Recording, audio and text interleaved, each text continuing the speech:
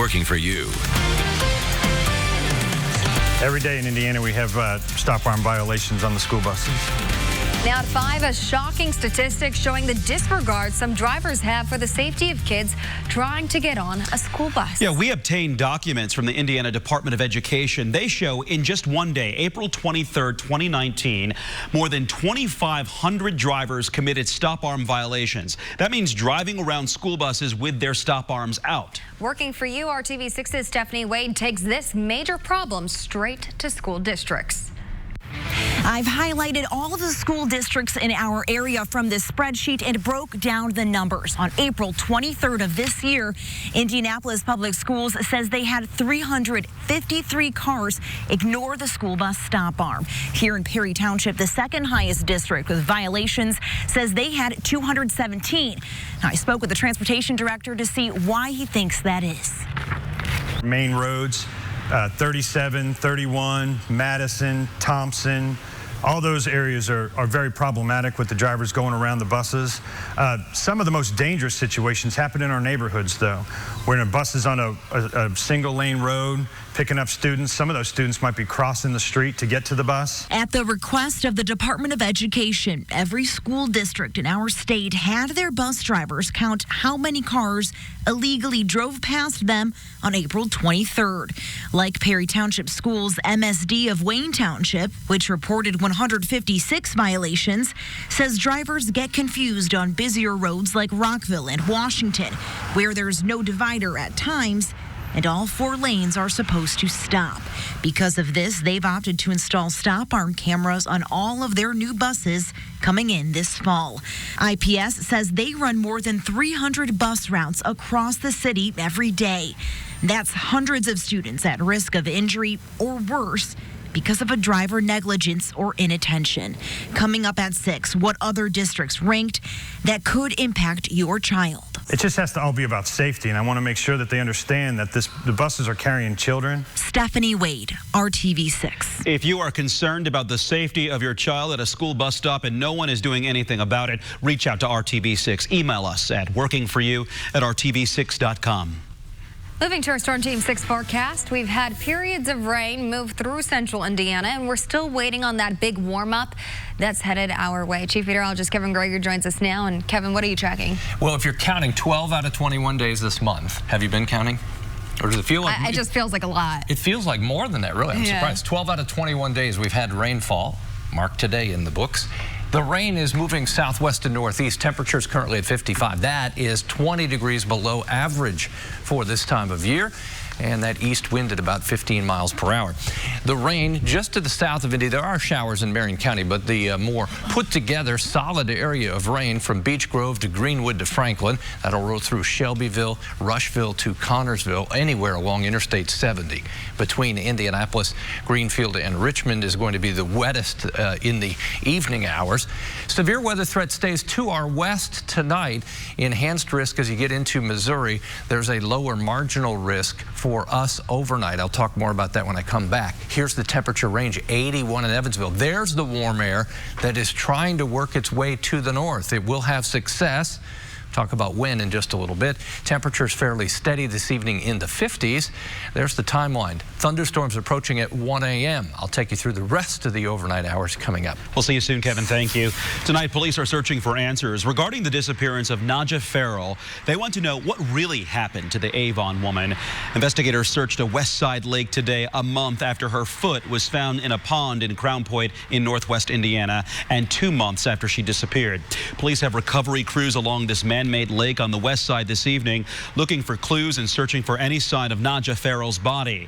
This search near the West Lake Apartments began on Saturday. Cadaver dogs indicated the possibility of human remains in the water. Boats and divers have been back in the water for hours. So far, we have not heard whether anything was found. If you have any information into the disappearance of Nadja Farrell, call Crime Stoppers at 317-262-TIPS.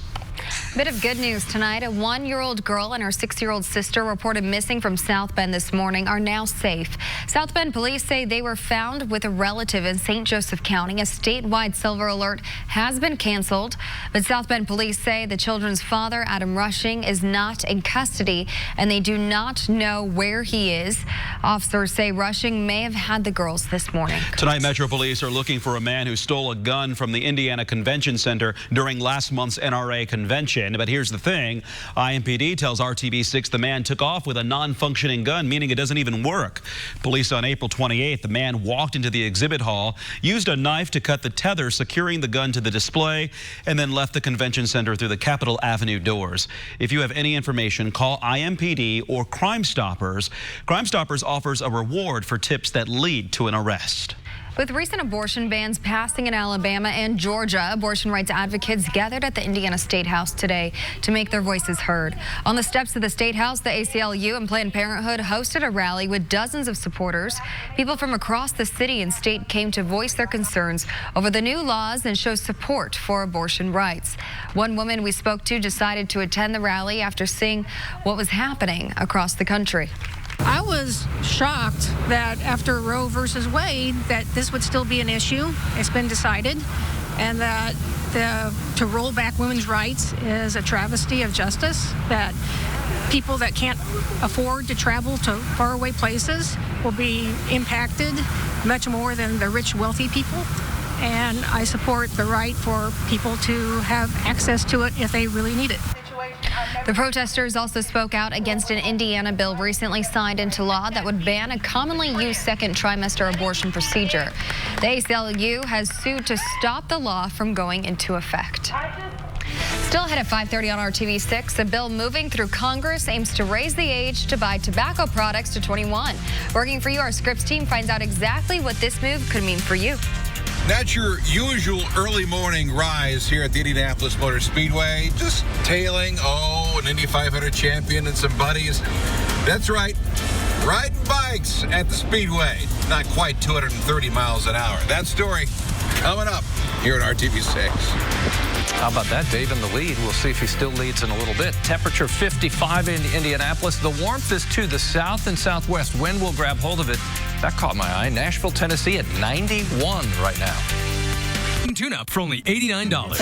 On time.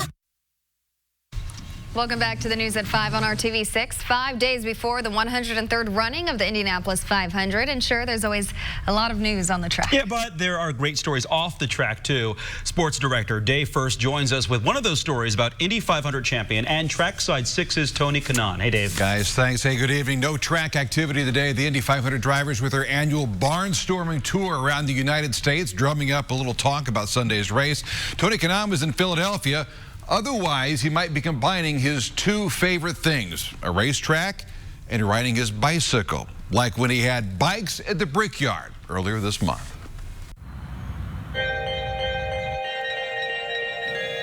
Just before sunrise and well before the thousands fill up the grandstands, you'll occasionally see a different kind of laps around the Indianapolis Motor Speedway and maybe a local team with an Indy 500 champion in the middle of it. There's a group of us that ride every Tuesday and Thursday night, and Tony started showing up, and we said, I think that's Tony Kanaan. And like, wait a minute, hang on. Wait, I guess he must ride. The fact is, TK has been suiting up for a ride since he was 10. He found the Bicycle Garage Indy Trek team when he moved here a year ago. And all of a sudden, they invite me to be part of this bike race team. Like, I need another race team in my life or another hobby, right? And on this morning, Tony arranged a treat. Speedway President Doug Bowles providing a full hour on the 2.5-mile oval, and even a chance to draft behind a Corvette pace car. The guy driving the pace car enjoyed it as well. Pacing around 30 miles an hour. A far cry from the 230 Kanaan's used to. Actually, David, it helps me relax. Yeah. It's getting together with a group of guys that share the same passion. We're all extremely fit. We're always extremely competitive. And we try to be great ambassadors for people that wanted to live a healthy life. So at a place of dreams, for Tony and the team, it's a ride of a lifetime. One thing's for sure, they'll reflect on this for a long, long time. I was up early, and we've been thinking about this and planning for it for weeks. I cannot express the feeling of at 6:30 in the morning, you pull out of turn one, and you can hear it's silence. And you saw that today. I mean, you were with us. You can hear the birds, and you see the sun, and it's that cool, nice May temperature.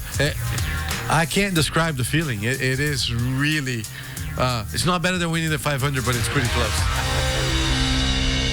A little piece at a very powerful racetrack. Bicycle Garage Indy, by the way, has a Masters team. Those were the guys, 40 and over, a 9-member team, and I can guarantee you Kanaan will be a part of that as long as possible. Guys, back to you. Thanks, Dave. Looks like fun for everybody. It was fun. Well, going to the Indianapolis 500 is an unforgettable experience, especially hearing the roar of the engines for the first time. But our Aaron Lish is working for you with a message from IS President Doug Boles that you need to hear.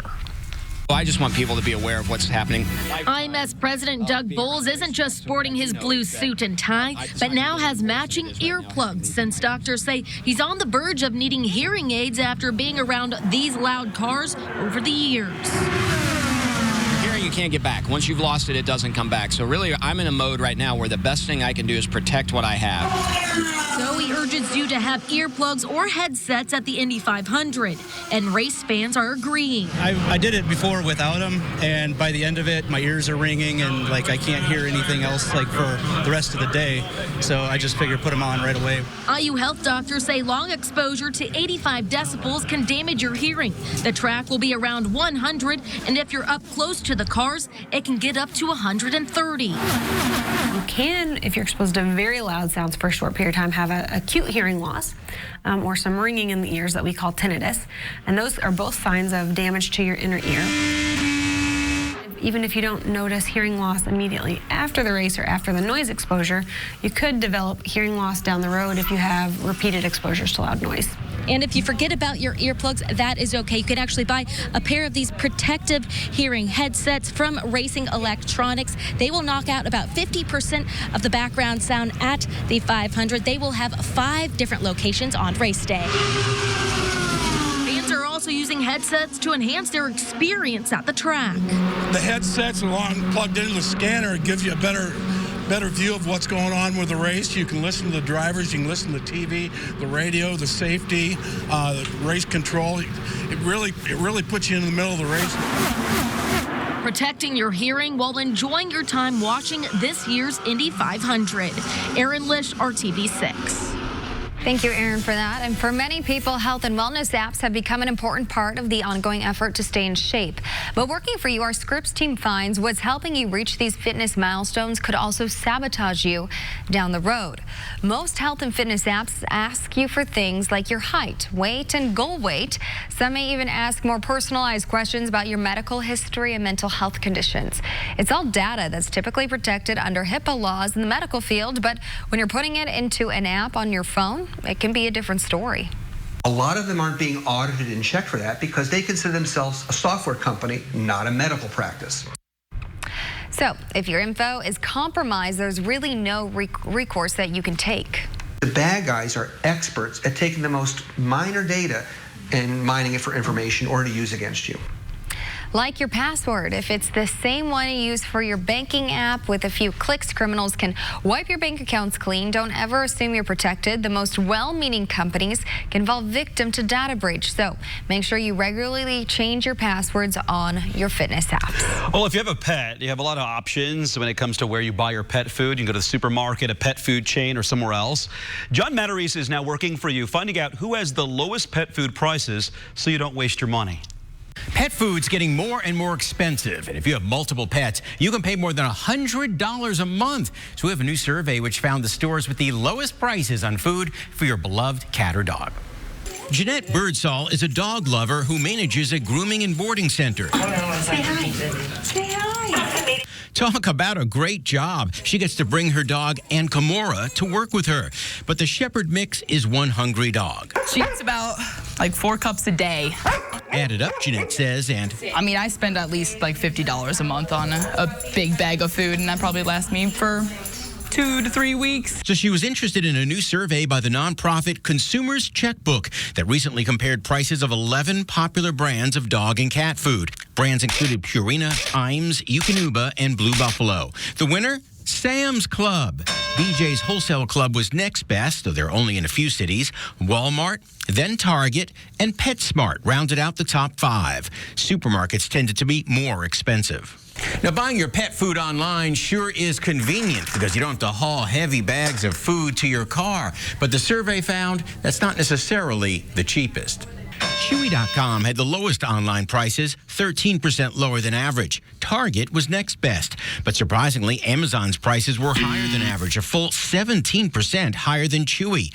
Jeanette says she'll do some comparison shopping because she doesn't want to skimp on brands. No, not when it's your baby. One way to save an extra 5 to 10% is to order online at Petco or PetSmart and have your order shipped to the store. That way you don't waste your money. I'm John Matters for RTV6. And tonight, more than 16 million Americans are at risk for severe weather. It's the same system that brought tornadoes and flooding to Oklahoma and Texas yesterday. Here in Indiana, our severe risk is not high, but we could eventually see a few storms. In Oklahoma, flooding has left vehicles stranded. The water also got into homes, trapping people inside. First responders pulled people to safety, including this woman and 3 children. Strong currents almost swept a rescuer away. The storm system caused damaging hail and spawned at least 25 reported tornadoes across Oklahoma, Texas, Kansas, and Missouri. Several tornadoes touched down in Mangum, Oklahoma. They ripped a barn to shreds, damaging and destroying homes. It was about real fast. Glass and tin was coming through the hall. We could feel it sucking stuff out, but we had no idea. North of Oklahoma City, these funnel clouds were churning side by side, and just a few miles away, another tornado touching down, sending debris flying. Now, Kevin, we were tracking that last night, seeing everything happening. Yeah, there were twin tornadoes at one point, very rare. 26 reports in all. Yesterday, we've had 6 so far today. For us, it looks like the main drivers in the severe weather sit to our west, so we may inherit some of the thunderstorms. They should weaken, though, as they move across Illinois into the Hoosier State. Let's talk about waiting on temperatures. Storms are part of the return to warmer air, and that transition sparks the thunderstorms off to the west. The greatest severe risk tonight is in portions of central Missouri, down into Arkansas, even into western portions of Illinois. In Indiana, our risk is low or marginal, and that would be through the overnight into the morning hours tomorrow, basically from Lafayette to Bloomington, southwest. Rain chances, I think you'll find this forecast frustrating from the standpoint that we almost have a daily chance for thunderstorms. It comes down to timing for major events like the Indianapolis 500, like the parade day on the Saturday, and any plans you have on Memorial Day. Temperatures will be warm during the stretch, so it's almost a summer pattern here. Average high in July is 86, so we'll have a July-like day on Friday. Consistent temperatures in the 80s, and the humidity will be up as well. As we showed you, the line of storms pretty much moving from southwest to northeast, but just a slow crawl to the east or strong out in Missouri. For us, we've had rain. This is fairly widespread rain. That's all it is, though. Moving between Greenfield and Shelbyville up to Greenfield, and then Newcastle on east along Interstate 70. The rain continues in the east, diminishing in the west, and I think will dry out for several hours before any rain comes back overnight. 55 in Peru to 64 in Bedford. I showed you it was 81 in Evansville. The warmer air will move north. Let's go for a walk this evening. Say hello to Poppy. Golden Retriever staring right at you. Temperatures, they're not going to move a whole lot. They'll be steady, maybe even rise a little bit in the morning. But if you want to go for a walk like Poppy this evening, you'll have a chance to do that. I think rain-free, but probably not until after 7 o'clock. 1 o'clock in the morning, a line of thunderstorms in Illinois moving to the east, crosses the state line. There we are at 4 a.m. Still some thunderstorms Terre Haute to Lafayette. They weaken as they move to the east. Should be part of your morning drive that will have the rain and thunderstorms, an isolated strong storm possible, especially west as the storms initially enter the state. There's your Wednesday planner. Temperatures shooting for 80 degrees. Should make it there just depending on the timing of when the storms leave. As we look at Friday, warmest day and most humid conditions arriving. 86 on Carb Day. Into the weekend we go, chance for thunderstorms both Saturday and race day. Right now on race day. Looks like the increasing chance when you would expect it during the heat of the day for thunderstorms. All we need is that famous window. That's what we talk about. Window we'll be watching of for opportunity. it. Yes. And what I like now, sun doesn't set until almost 9 o'clock. So if you were delayed for a while, we got a lot of time to play with. And you know we have patience. Yeah, we've got patience. Very patient. We do. Up next, the new exhibits at the Indy Zoo. Stay with us. Your replacement window hero. Starting this weekend, sloths and some of the largest and most dangerous snakes in the world will call the Indianapolis Zoo home. 2 new exhibits will open showcasing them. So first, if you can view more than 20 species of snakes in the Extreme Snakes exhibit, and if you're brave enough, you can get super close to the highly venomous black mamba snake. Oh, if you want a more tame experience, though, check out the new Mystery Park. There, you will view lush landscapes, colorful flowers, and a 2-toed sloth. Have you ever wanted to meet one of those? I would like to just meet a sloth. Yeah, there you go. Looking right at you. Look at that. There will also be misters along the pathways, which will produce cool fog that will make you feel like you're in a South American rainforest. Again, both exhibits will open this Saturday at the Indianapolis Zoo. Looks like fun. Something to do, right? All new at 6 p.m. here on RTV6. It's video never before released to the public, and a grieving family is hoping you'll see it and come forward if you know anything about the fire that killed 4 Indiana girls. The heartbreaking new interviews next at 6. But first on the Now Indy, many of you are gearing up for the Indy 500, and so are the people who are responsible for keeping you safe at the race. Now, what it takes to protect IndyCar drivers and more than 300,000 race fans. You're watching RTV6.